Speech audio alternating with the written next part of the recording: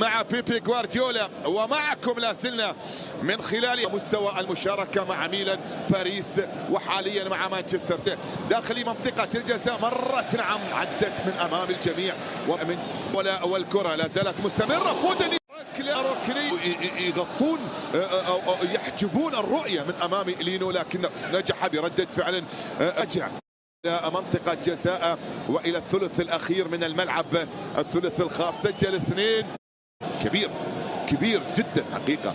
انطلق بأربع مدربين برتغاليين وأربع مدربين إسبان.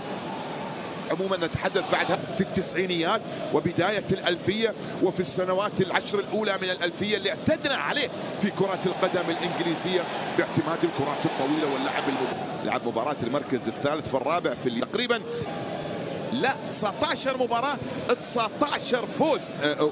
واليوم يسجل يتقدم السيتيزن عن طريق يا سلام تمرير بشكل رائع من اللاعب اللي هو أورييلي إلى ريان آية نوري ينتظر يتأنى بثبات وتركيز امام كل هجمات مانشستر. في آية نوري من جديد هذه اللعبه، هذه الكره اللي عمل عليها فريق فولهام الان خطيره جدا، خطيره. خيمينيز تسديد، هاري ويلسون ايضا هو احدث لاعب خط الوسط معتمد عليه بشكل كبير جدا في هذا غوارديولا. هذه مباراته رقم 25 في الدوري. راسيه وابعدت لا زالت مستمره وقائمه عن طريق ريان آية نوري الآن يبحث عن من يضطر إلى أن يعود بعد ذلك في الدقائق ال 35 الأولى على بداية. مشاهدينا متابعينا في كل مكان، الوضع يعتبر جيد بالنسبة لفولهام، فريق من والأندية اللي تصارع من أجل البقاء تاريخيا. الدوري الإنجليزي بالاستمرارية. تعود المحاولة من الجهة اليسرى إلى ريان آية نوري من جديد.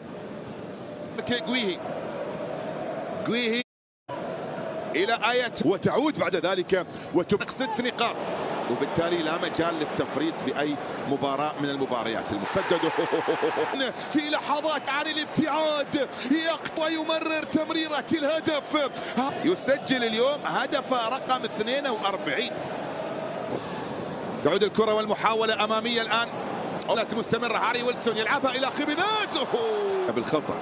يجب أن يكون حذر أندرسون لأن عنده بطاقة صفراء، وبالتالي قد يكلف في اللقطة المحاولة الماصة تيتي لمصلحة. وفي شوط المباراة الأول إلى إيميل سميث روي.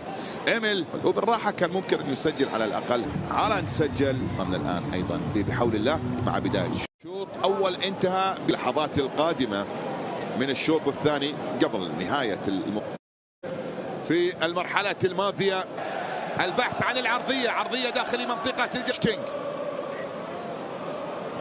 التبديلات الخاصة 12 في عالم التدريب، 3 مواسم 4 مواسم مع برشلونة، 3 مواسم. مصلحة مانشستر سيتي تصل إلى ريان آية نوري. جاني ريندرز لا رائعا جدا بعد قدومه. عنده شقيق يلعب في منتخب إندونيسيا، إليانو يلعب.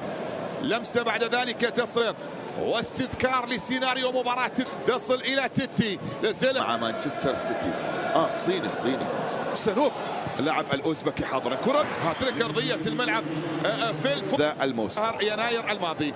محاولة اليوم نصر في غاية الروعة على مستوى الأسماء الحاضرة. يعني شوف الموجودين، شوف الموجودية وفي ألمانيا وفي إنجلترا، ويكفي الأسماء اللي موجودة على مستوى أرسنال ومانشستر سيتي وبنقة الترشح المباشر إلى نهائيات كأس العالم. إلى آية نوري ترتيب بيرنلي. مشاهدينا